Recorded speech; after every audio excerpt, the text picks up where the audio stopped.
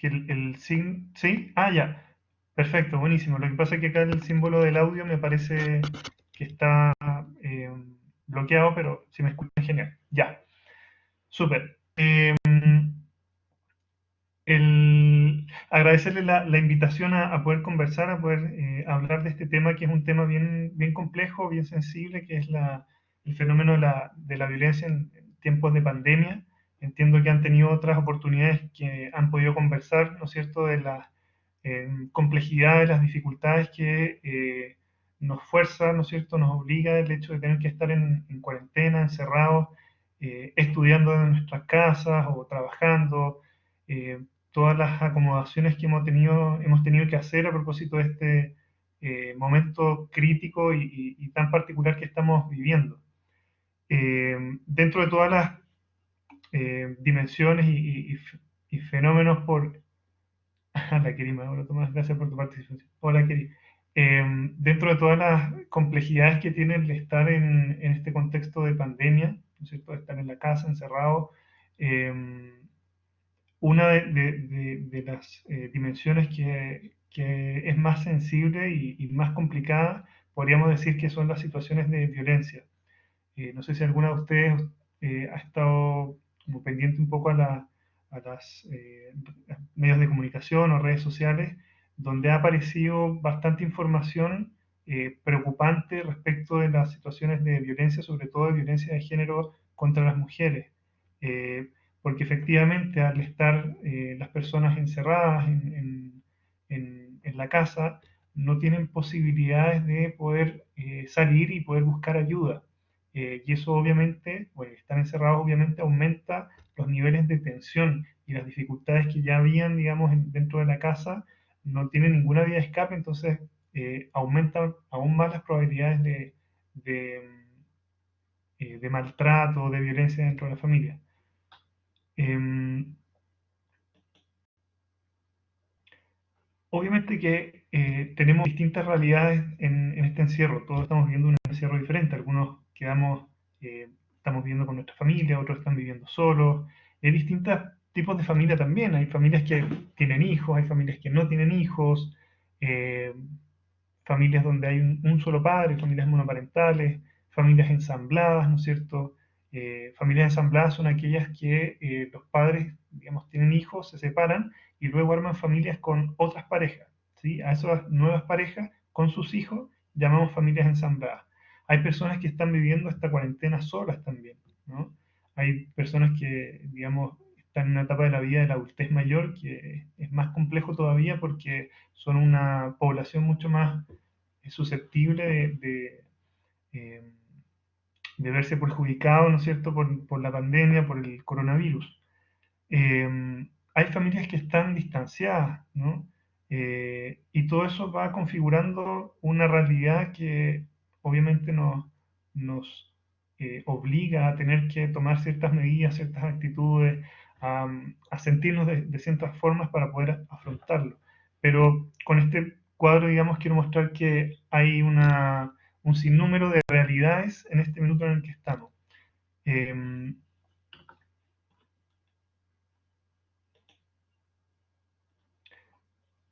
Eh, y como hay un sinnúmero de realidades en la que estamos viviendo la cuarentena, eh, yo sé que lo han visto en los medios de comunicación, lo han visto en otros lados y lo han escuchado probablemente en estas mismas charlas, que todas las respuestas que tengamos de angustia, de ansiedad, son esperables, son normales, ¿no? Estamos viendo una cuestión que es muy, muy compleja y es normal y esperable sentirse ansioso, tener dificultades para dormir, tener dificultades para poder rendir en los estudios, eh, andar más irritable, andar más cansado, todo eso son respuestas esperables. Pero y lamentablemente también una de las cosas que es bien esperable que ocurran, obviamente que no queremos que sucedan, pero es esperable que ocurran, es que aumenten las situaciones de violencia, ¿sí? Vamos a llamar violencia a cualquier situación en un contexto social, político, familiar, eh, ¿no es cierto?, donde hay un abuso de poder, ¿ya? El abuso de poder es digámoslo así, el factor transversal a todo tipo de violencia. siempre que haya una asimetría de poder y un abuso de esa asimetría, nos vamos a encontrar con una situación de violencia, ¿sí? Y ese tipo de acto, como les decía, ocurre en cualquier contexto, social, político, familiar, de género, doméstico, sexual, físico, etc.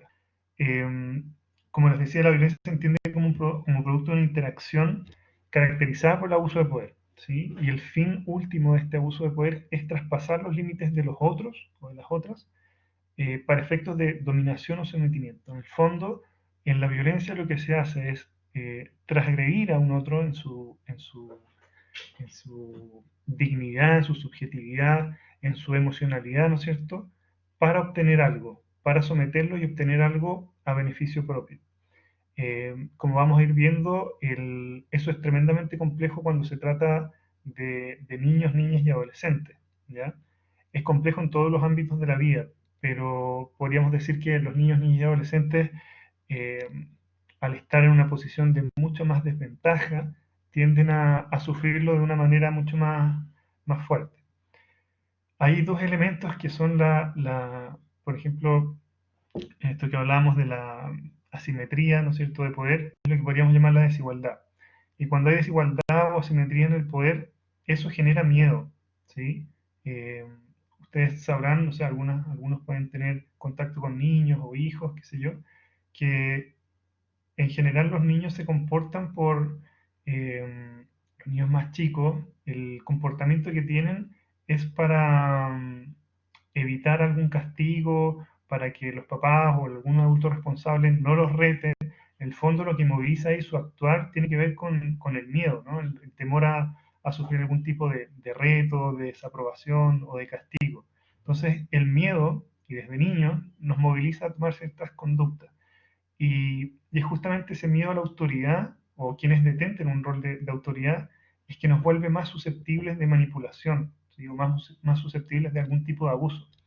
Y con esto estoy pensando, por ejemplo, no solo en los abusos, la violencia que ocurre en el contexto de la familia, sino abusos eh, abusos que ocurren en otros contextos, contextos sociales, los abusos en los contextos laborales o en instituciones, por ejemplo, que deberían garantizar la protección y la seguridad de las personas, por tomar un ejemplo, la iglesia, donde también hemos visto que se producen y reproducen una serie de situaciones de abuso y de violencia, ¿sí? Eh, el tema del miedo es súper complejo y lo vamos a ir viendo más adelante porque es una emoción que tiende a paralizar, ¿no? Y cuando estamos frente a situaciones de violencia o abuso, uno de los mayores recursos que nos va a ayudar a salir de eso es el poder pedir ayuda, es el poder hablar, el poder movilizarnos para poder tratar de salir de esa situación. Pero al estar sometidos al miedo, lo que va a ocurrir es que nos sintamos inmovilizados y atemorizados de que cualquier acción que tomemos puede resultar más grave, más grave que la violencia que ya estamos viviendo. Entonces, hay muchas formas de violencia. Ahora mencioné algunas, pero hay otras formas distintas de violencia. Y hoy día vamos a hablar un poco de la violencia intrafamiliar hacia niños, niñas y adolescentes. Y algo también vamos a poder trabajar y conversar sobre la violencia de género, ¿ya? Y vamos a conversar, ¿no es cierto?, en esto algo relativo a la detección, prevención e intervención, ¿sí? Bueno, como conversábamos, la situación para todos, ¿no es cierto?, como estudiantes, como funcionarios, profesores, adultos, etcétera, la situación de pandemia y de cuarentena es súper complicada. Hemos tenido que postergar proyectos, hemos tenido que acomodarnos, renunciar a planes que teníamos. Hemos perdido también un montón de cosas, trabajos, tiempo, espacios, ¿sí? El tiempo y el espacio son dos dimensiones que se han dado vuelta de alguna forma en este tiempo porque los tiempos son distintos y los espacios también son muy diferentes. Estamos todo el día encerrados y hemos tenido que organizar nuestros espacios para hacer las distintas cosas que hacíamos normalmente en nuestra vida, ¿no? Estudiar, trabajar, compartir con amigos, con la familia. Entonces, para nosotros como adultos es súper complicado y para los niños y adolescentes también, ¿no? Y es especialmente complejo porque, claro, están también expuestos a la información que va circulando, y es información que a veces no tienen toda la completa capacidad de poder interpretar adecuadamente, por lo cual les puede generar temor, les puede generar ansiedad, ¿sí? Desde ahí escuchaba una recomendación para padres para los papás, ¿no es cierto? De cómo decirle a los hijos lo que estamos viviendo, de qué se trata este tema de la pandemia, el coronavirus. Imagínense que un niño escuchar eso puede ser muy atemorizante. Entonces lo que se sugería era, si bien no mentirle, tampoco, ¿no es cierto?, eh, no mentir ni atemorizar. En el fondo, entregar información, pero que sea suficientemente eh, clara y que, digamos, los niños sean capaces de entenderlo.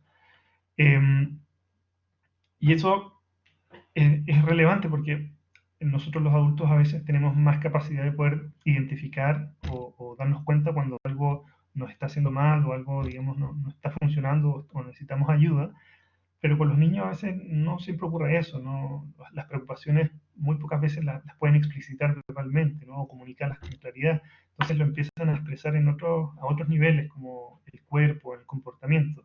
Entonces desde ahí que pueden empezar, ¿no es cierto?, en este periodo con dolores de estómago, dolores de cabeza, problemas para dormir, puede que estén más irritables, etcétera.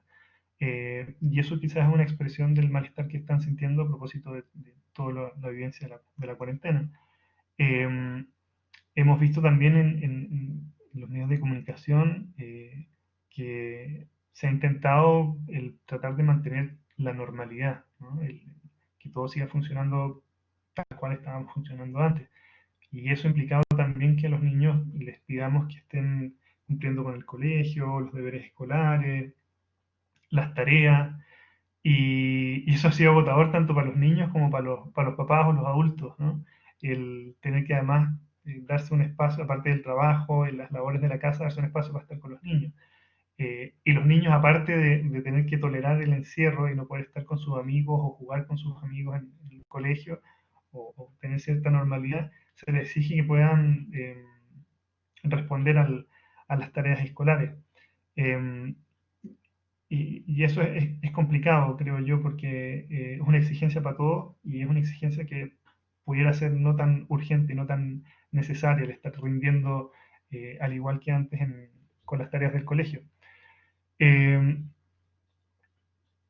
Hay también recomendaciones en relación a los niños que tienen a sus papás separados, poder mantener el contacto lo mayor posible con sus papás con el cual no están viviendo, eh, de alguna manera para tratar de resguardar la posibilidad de mantener cierta normalidad o tratar de que el mundo sea lo más predecible posible, que la distancia física no se transforme en una distancia emocional, ¿no es cierto? No, eh, Pasa mucho con los niños que ciertos cambios en su entorno, que en general son bien rutinarios, pero cuando hay cambios y cambios que los afectan negativamente, muchas veces se sienten culpables. Como, chuta, ¿qué pasó? Capaz que yo fui el culpable del coronavirus y por eso mi papá o mi mamá está lejos y no me llama o no he podido conversar con ellos.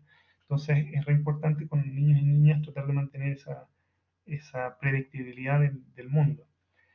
Y otra cosa que quería compartir con ustedes respecto de la situación de los niños y adolescentes durante la pandemia es que me ha tocado escuchar mucho de cómo los papás, cómo los adultos pueden hacerlo para, lo que les decía antes, mantener las tareas con los niños, llenarlos de actividades, entretenerlos, etcétera. Y en verdad lo que hemos visto es que los niños lo están pasando re mal con esto del coronavirus. Si bien tienen más tiempo para estar con los papás, pero no es necesariamente un tiempo de calidad. Los que están trabajando al menos por videollamada o teletrabajo, están con un montón de preocupaciones y los niños no tienen el tiempo de calidad que quisieran tener o que pudieran tener. Entonces, de ahí, al menos mi recomendación es dejar de un lado nuestra mirada adultocéntrica que está centrada como en, en en nuestras propias necesidades y más bien en este tiempo aprovechar de acoger a los niños, contenerlos, entregarles mucho cariño, mucho amor, porque es lo que están necesitando en este minuto, ¿sí?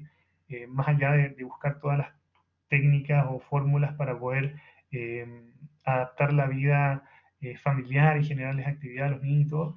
Yo creo que más bien este es un tiempo para darles mucho cariño, amor y contención, porque hay muchos que están bien desorientados, confundidos, asustados, sintiéndose incluso culpables de todo lo que estamos viviendo. La violencia hacia los niños y los adolescentes se traduce, digamos, en relaciones abusivas que afectan directamente el bienestar psicológico, emocional, sexual de niños y adolescentes. Y está comprobado, está más que estudiado que los abusos psicológicos, físicos y sexuales eh, para, para los niños y adolescentes ocurre en un 90% en el contexto familiar, ¿sí? Eh, es una de las formas más habituales de maltrato y eso lo viven tanto niños como jóvenes.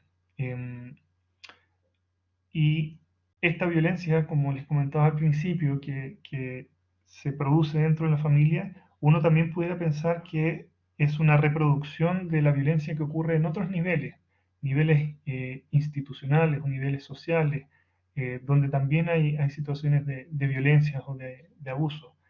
Eh, al tiro se me aparece una institución, por ejemplo, como el Sename, que lamentablemente, pese a tener un fin, digamos, noble de poder dar un resguardo a niños que están siendo víctimas de alguna vulneración de derechos, termina reproduciendo las mismas prácticas abusivas o maltratadores que hicieron que los niños salieran de sus familias y llegaran al Sename.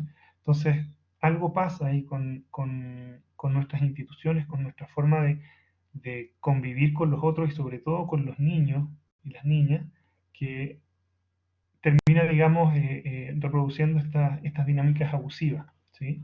Entonces, tenemos instituciones que deberían garantizar la seguridad y la protección de los niños, pero finalmente no ocurre y al contrario, o sea, reproducen esas mismas prácticas que tratan de evitar.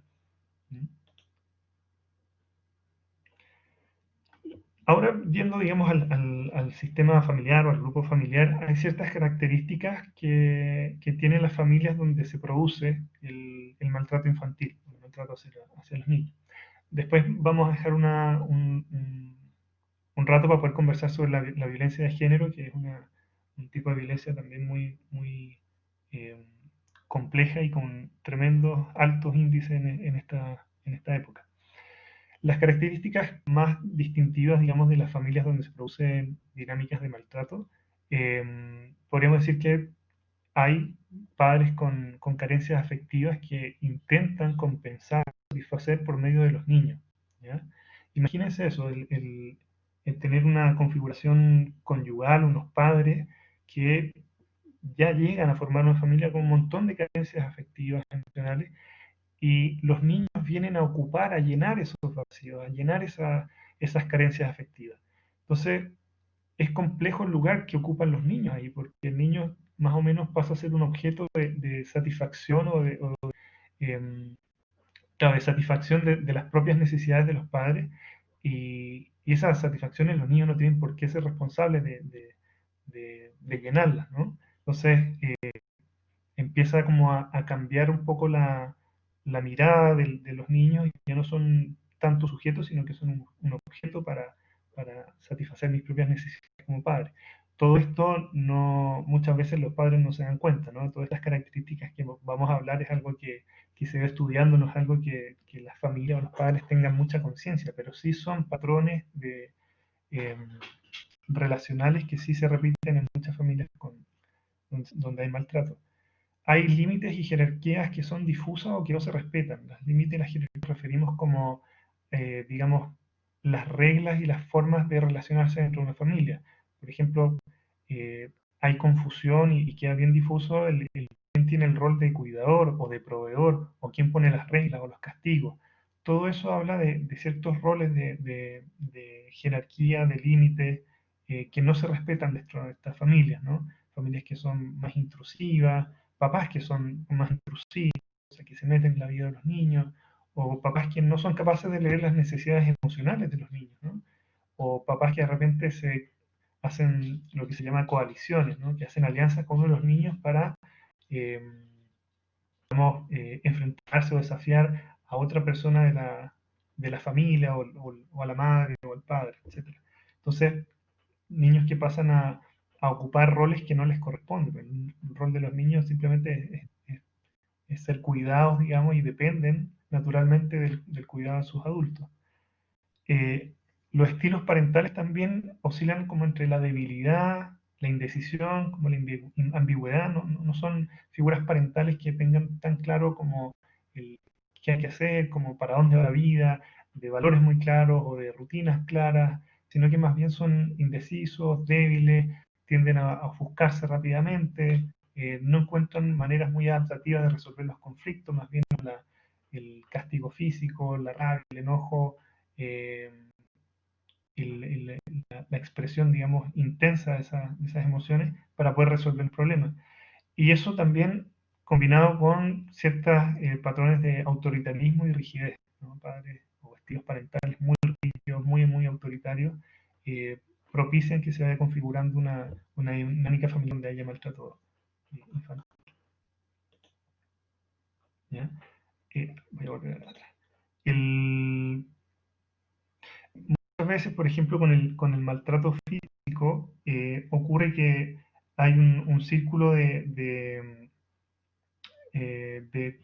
insatisfacción de expectativas por parte de los padres, donde los padres esperan cierto comportamiento, los niños tratan de cumplirlo, no lo logran, y eso genera rabia, tensión, castigo físico, luego el niño aprende que tiene que tratar de esforzarse aún más para poder satisfacer las necesidades del papá, no lo logra, el papá se frustra, el niño también, vamos en este círculo de insatisfacción, tanto del padre como del hijo, de no poder cumplir con las expectativas del papá, y el padre de ver que los hijos no responden a sus expectativas, y eso, digamos, va generando frustración, que como les decía antes, cuando no hay un, una conciencia, un desarrollo emocional más o menos sano, no hay un manejo adaptativo a esas situaciones, y lo que se hace o lo que se recurre para corregir esas conductas es el castigo físico, el maltrato.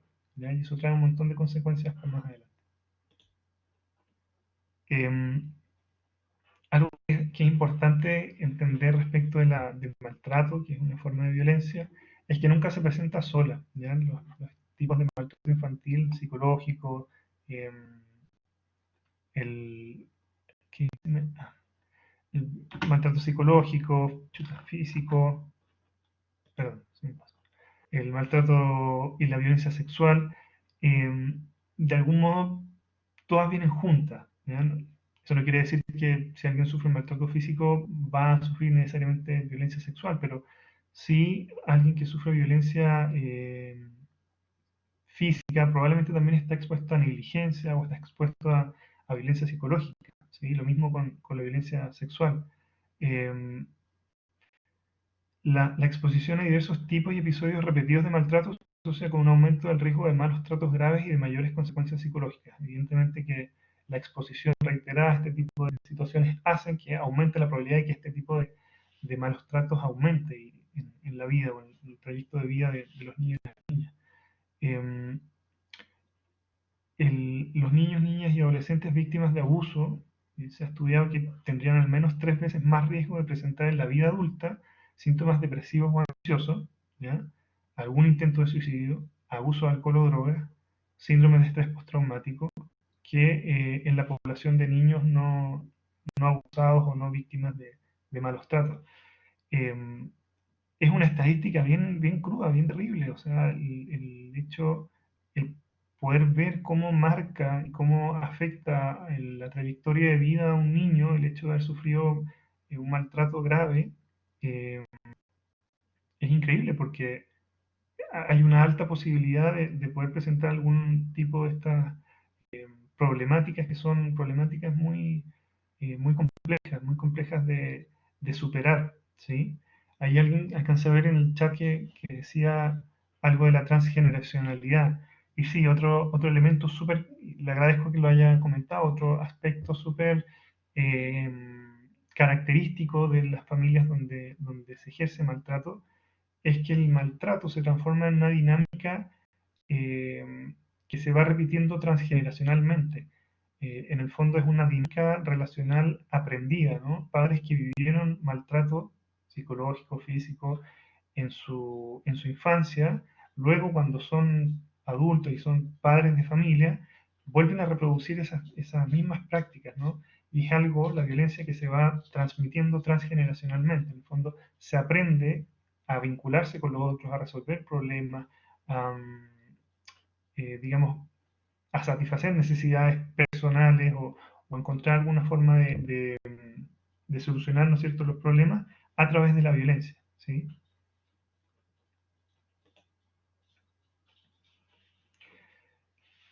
Acá hay algo que les quería comentar, que hay una diferencia en el tipo de violencia que sufren niños y niñas. Hay una diferencia de género que es re importante. Y esto va a tener que ver también con lo que vamos a conversar más adelante de la violencia de género. En Chile, al menos, y hasta el año más o menos 2012, 2013, sabíamos que el 75% de las niñas han sido víctimas de abuso sexual en relación a los niños, que solo en un 24%. En un 77% las niñas han sido víctimas de violación por sobre un 22% de los niños. Se dan cuenta, la victimización sexual es mucho mayor en niñas que en niños. Y en su contrario, los niños son mayoritariamente más víctimas de maltrato físico grave. Ahí hay algo que llamamos las cifras negras, porque a partir de la casuística clínica uno puede ver que hay una tasa de violencia sexual que sufren niños que es mucho mayor que la que se reporta, ¿no? Y ahí hay ciertas barreras culturales o de género, donde los niños sienten vergüenza y prefieren no develar o no contar ese tipo de victimización, porque podría menoscabar, digamos, su identidad masculina, y hay una sensación de que al hacerlo puede haber un castigo social y una sanción social hacia su identidad y hacia su dignidad por el haber sufrido alguna victimización sexual, ¿ya? Eso es un tema que es re interesante de entender y explorar, ¿no? Como ciertos estereotipos de género, ¿no? Sobre todo la masculinidad, no permite el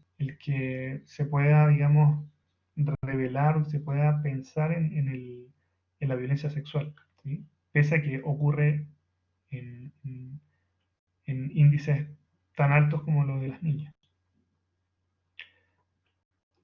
¿Qué hacer frente a situaciones de vulneraciones de derechos? Bueno, con todo lo que hemos estado conversando del maltrato físico, el maltrato físico es constitutivo de delito. Estamos frente a una vulneración de derechos. Chile en el año 91 ratifica la Convención Internacional de los Derechos del Niño, donde se sanciona y se prohíbe cualquier tipo eh, de acción que afecte o de acto que afecte a la integridad de los niños, integridad en su ámbito psicológico, emocional, físico, sexual, eh, laboral también, ¿no? Y eso es lo que constituye la lucha de los niños, y cualquier vulneración de derechos es constitutiva de delito, ¿ya? Al menos los profesionales de la salud mental estamos obligados a denunciar estas situaciones. Eh, la ley nos da 24 horas para poder informar. Esto lo cuento porque para que se tome el peso de la urgencia y de la gravedad de las vulneraciones de derechos, ¿sí? No es algo que pueda esperar, es algo donde tenemos que tomar acciones súper rápido, ¿sí? Eh, y la idea de poder denunciar y de poder tomar cartas en el asunto es súper importante, porque, como les contaba al principio, ¿no es cierto?, esta idea del miedo, esta sensación de miedo que nos produce el estar siendo víctimas de un tipo de abuso o de violencia, nos paraliza, nos da miedo, nos aísla. Eh, entonces el poder develar, poder denunciar estas situaciones, permite que la red de apoyo o el contexto, digamos, social, se pueda encargar de cuidar a esa persona, de cuidar a ese niño, ¿ya? Por eso es súper importante la develación y la denuncia. Hay redes de apoyo como las OPD, que son oficinas protectoras de derechos, estas posibilidades de acceder a medidas de protección en el Tribunal de Familia, está la Defensoría de la Niñez, están los carabineros, Hay distintas instancias dentro de nuestra institucionalidad que nos brinda cierto apoyo para las situaciones de vulneración de derechos. Si bien todo no funciona a la perfección ni tan bien como quisiéramos, pero al menos son instituciones que al menos son garantes de protección o de cuidado para los niños. ¿Sí? Em, eso. Esto lo quería compartir también, el qué hacer frente a situaciones de vulneración de derechos, como el qué hacer y qué no hacer, porque entiendo que algunos, bueno, varios de ustedes trabajan en el área de la salud, y si no, en algún momento trabajarán con niños, niñas, eh, y es bien importante el manejo que podamos tener inicialmente como con este tipo de situaciones, ¿no? Entonces, ¿qué hacer con los niños o adolescentes que podrían ser víctimas de alguna vulneración de derechos? Lo más importante es escucharlos y contenerlos en un contexto resguardado, ¿ya? Lo más importante es darles credibilidad, ¿ya? En algún tiempo se llegó a pensar que los niños manipulaban la información, mentían cuando contaban este tipo de cosas. Y la verdad es que toda la literatura especializada dice que eso no es real, que los niños lo más importante y lo que más necesitan. O sea, para un niño contar algo así es muy difícil, ¿no? Eh, Pocas veces hay ganancias secundarias asociadas a una revelación de un maltrato, una vulneración de derechos. Por lo tanto, como agentes eh, sociales, digamos, eh, tenemos que estar del lado de la credibilidad. En ese sentido, escuchar sin cuestionar, sin juzgar, ¿no es cierto? Evitar atribuirles algún tipo de responsabilidad y, obviamente, garantizarles que vamos a tratar de hablar o ver con quién podemos ayudarlo, porque lo que nos están contando es muy grave. ¿Y qué no hacer frente a este tipo de situaciones? Lo que no hagan nunca jamás, a menos que después estudien para ser peritos psicológicos o sociales, no hacer una investigación sobre lo que ocurrió, no ir a indagar, no preguntar si está seguro o no está seguro, no confrontarlos tampoco, tampoco tratar de ponerlos en entredicho, pero me dijiste esto y después me dijiste esto otro. No, lo que hay que hacer es simplemente escucharlo y ver cómo los podemos ayudar. ¿Sí? Eso es como nuestro rol en términos como profesionales que tenemos que cumplir. Ya. Respecto a la violencia de género, eh, hay quienes dicen, y uno podría estar de acuerdo con eso, que no hay ningún lugar en el mundo en que las mujeres no sean maltratadas. ¿Ya? La violencia de género es algo que es transversal a todo tipo de sociedad, a todo tipo de cultura, y siempre vamos a encontrar alguna, alguna forma de violencia hacia las mujeres. Podríamos decir que la violencia de género es un fenómeno estructural de nuestra sociedad y de todas las sociedades que está basado en ideas y valores sexistas, ¿no? Que regula la convivencia social eh, y se traducen, ¿no es cierto?, en patrones y roles específicos que ubican al hombre por sobre la mujer, ¿no? En la violencia basada en el género, las mujeres sufren, lo sufren tanto en el contexto de pareja, de familia, en el trabajo, en la sociedad, en la comunidad. Entonces, la violencia de género no es algo que solo ocurra dentro del contexto familiar, ocurre en todos los ámbitos de la vida social. ¿Sí? Puede ocurrir en el trabajo, con el acoso, puede ocurrir en los estudios, en la universidad. Hay distintos contextos donde pueden sufrir violencia. Bueno, una de los factores que está detrás de la violencia de género es el machismo, ¿no es cierto? Esa idea de que el hombre está, digamos, por sobre la mujer y la mujer tiene que someterse al dominio y al poder del hombre, ¿no? Y que el macho, el hombre, digamos, es mejor y tiene más privilegios que la mujer. Y eso es algo, una idea que se ha ido heredando históricamente, no es algo que solo tengamos al día de hoy, es algo que se ha ido cultivando durante mucho tiempo. Y aparte, la violencia de género se ancla, ¿no es cierto?, en un contexto cultural patriarcal que responde a lo mismo que conversábamos antes, ¿no? La idea del hombre dominante por sobre la mujer, y eso genera una jerarquía, ¿no?, dentro de la convivencia social y también dentro de la convivencia familiar. O sea, el hombre está por sobre la mujer. Y el hombre tiene que estar subordinado, ¿no es cierto?, al poder de esa mujer.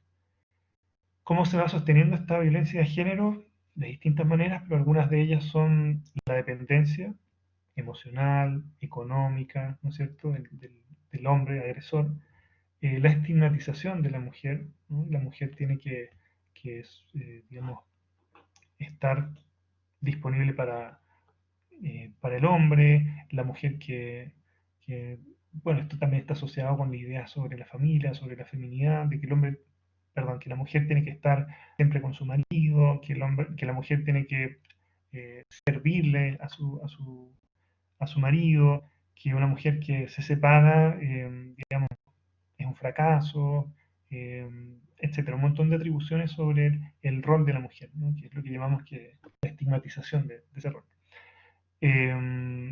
Se sostiene también en aislamiento de las redes de apoyo. Pasa muchísimas veces que en las dinámicas de violencia de género los agresores van aislando a la mujer víctima para que desconfíe de sus redes de apoyo, para que desconfíe de su familia, para que desconfíe de sus amigas.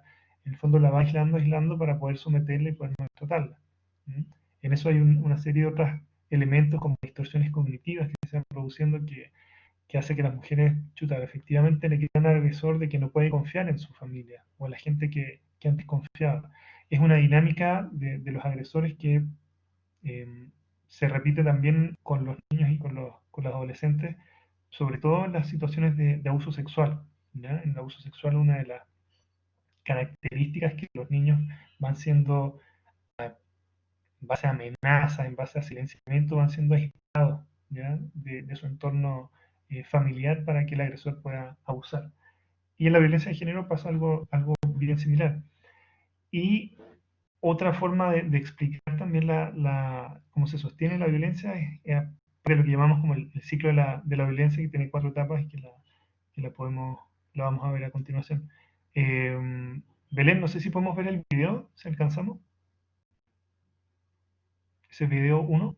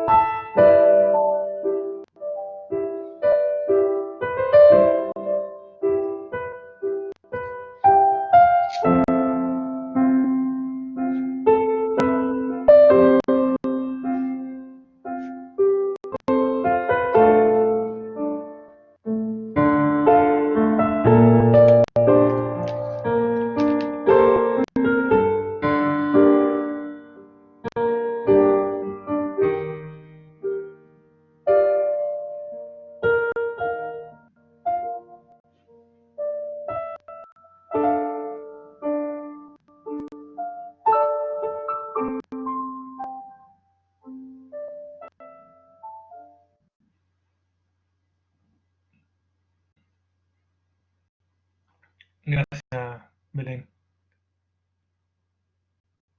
¿Podemos volver a la presentación?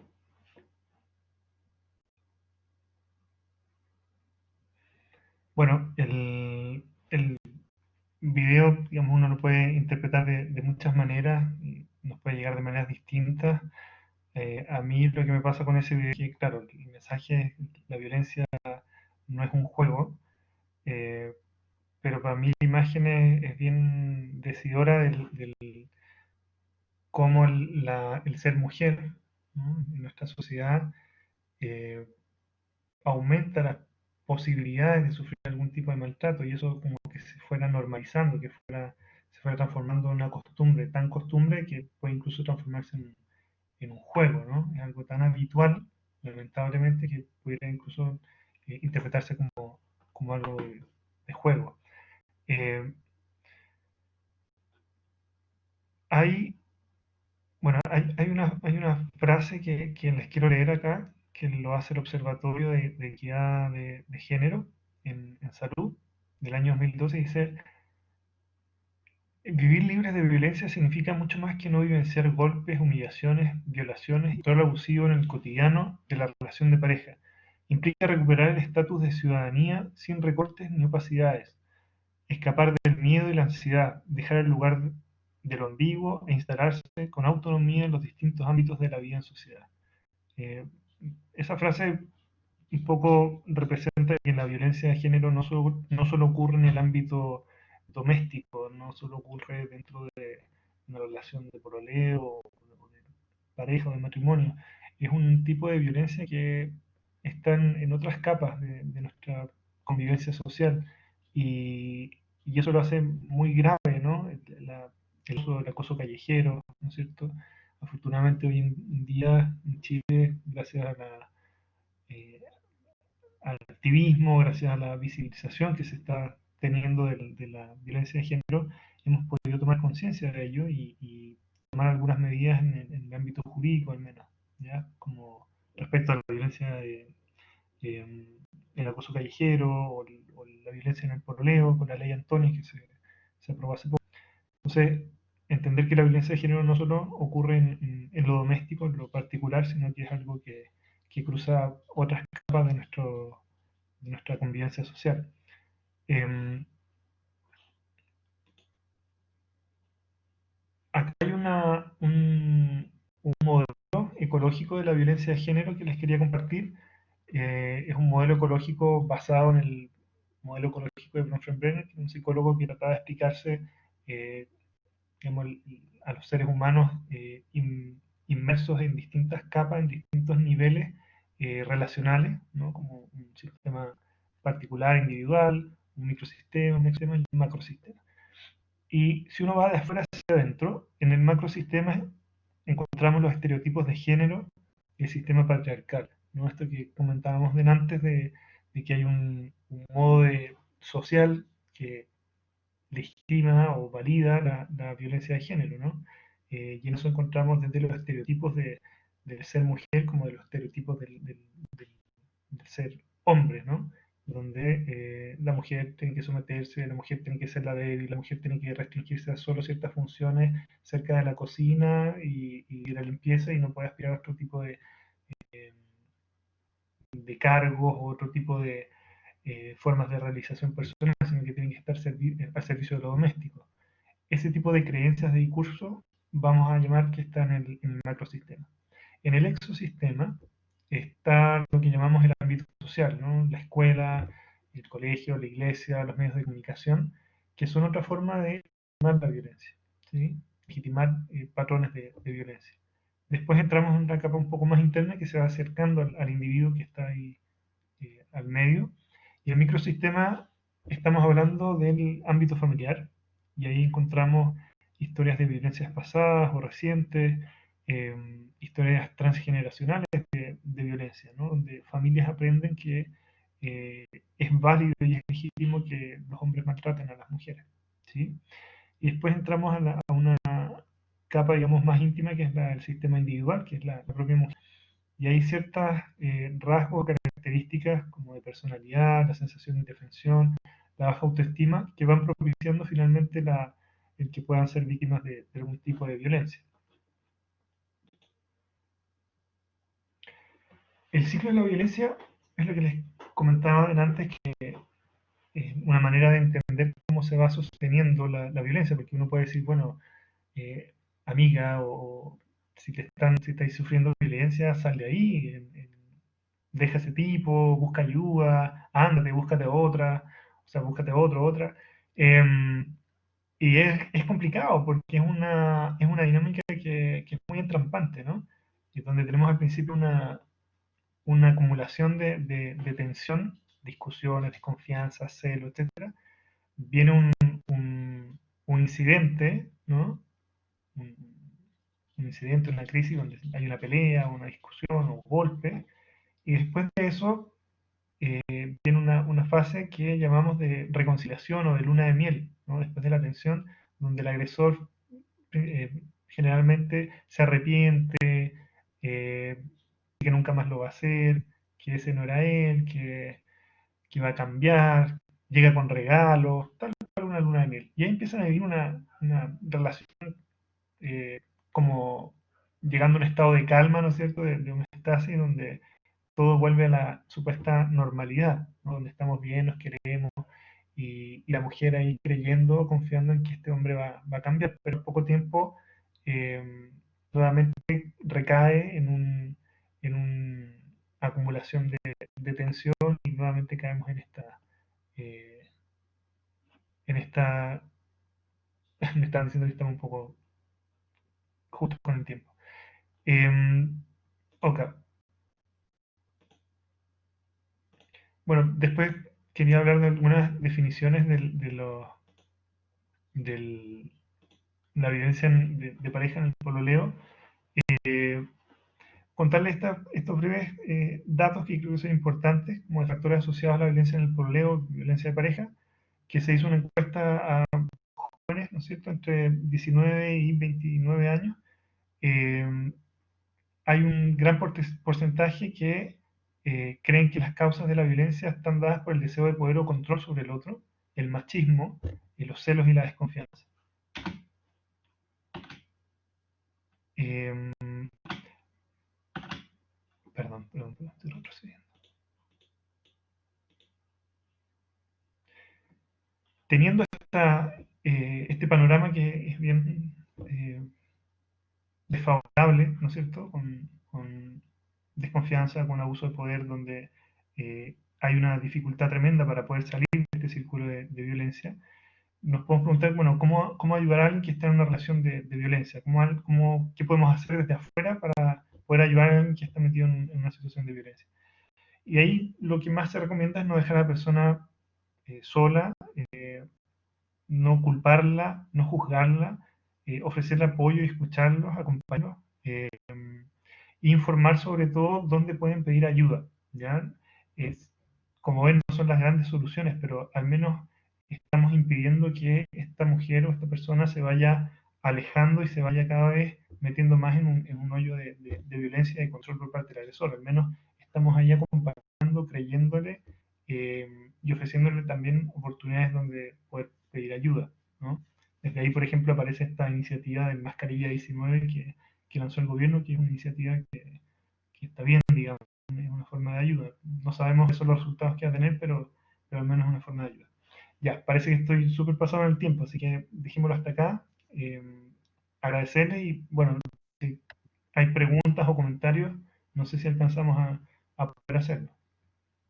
Hoy, muchas gracias, Tomás. Sabes que ha sido súper interesante la charla. Has podido conversar de hartos temas súper sensibles. Yo no sé si alguno de los estudiantes, de los chiquillos o chiquillas, tiene alguna pregunta, alguna consulta respecto de toda la información que entregó Tomás, de todo lo que pudimos conversar.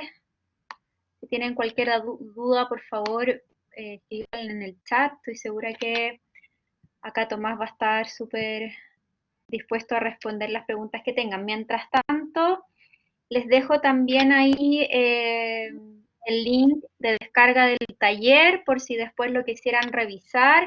Y además también les voy a dejar el link para que puedan responder la encuesta y también puedan de alguna manera darnos sugerencias de otros talleres. Ahí Javier pregunta sobre técnicas de ayuda para personas que sufren violencia. Si nos pudieras ayudar con eso, Tomás.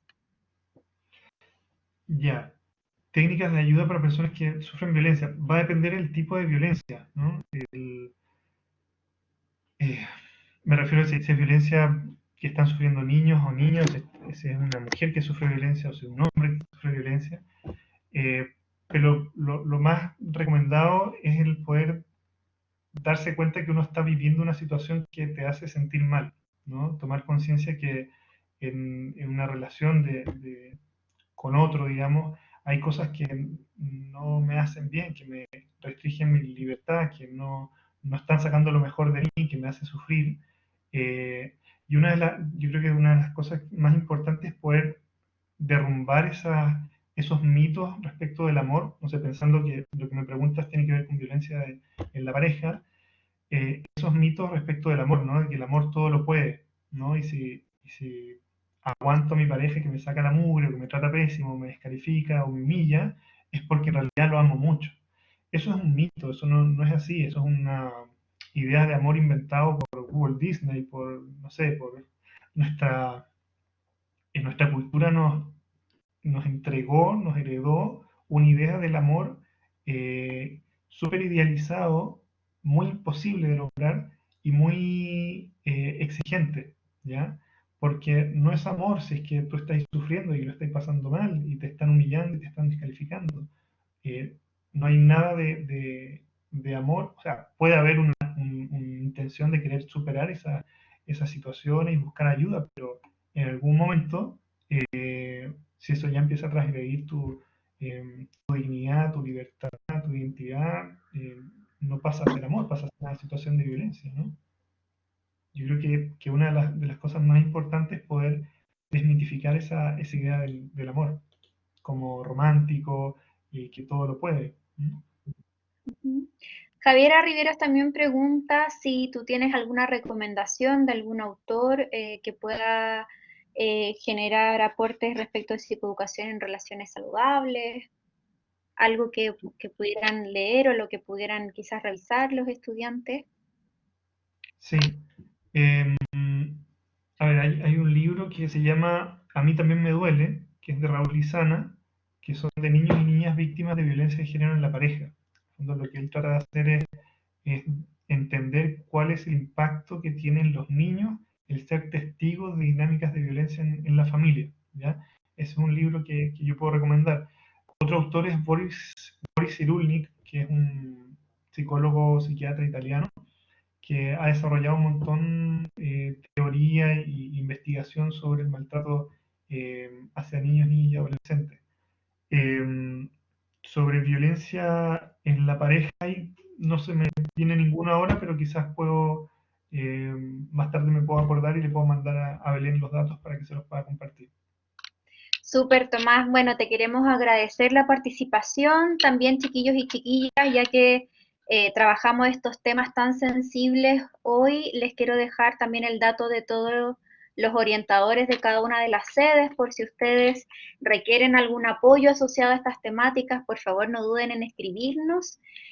Nosotros respondemos súper rápidamente para poder apoyarlos y si es necesario también derivarlos también con la clínica, con CEAPSI, donde también trabaja Tomás. Ya, como les decía, él también me puede enviar algunos autores o algunos datos para que si ustedes así lo requieren me puedan escribir y nosotros ahí generamos entonces el link con la información necesaria. Nuevamente, Tomás, te agradecemos, de verdad súper bueno el taller, ojalá hubiésemos tenido un poquito más de tiempo para poder desarrollarlo de manera más íntegra, pero teníamos ahí este tiempo acotadito, así que Napu, muchas gracias, yo no sé si te quieres despedir. Sí, claro, agradecer también la participación, las preguntas, y creo que estas instancias son muy productivas, muy beneficiosas, ¿no? Para poder, digamos, compartir algunas ideas que son relevantes en relación al contexto que estamos viviendo. Así que muchas gracias y feliz de participar de nuevo. Ya pues chicos y chicas, muchas gracias por haber participado en estos conversatorios de salud mental. Esperamos que les haya podido ayudar y ya saben, cualquier cosa que necesiten nos pueden escribir a los mails de los orientadores. Que tengan una buena noche y nos vemos pronto. Chao, chao, que estén bien. Chao, chao.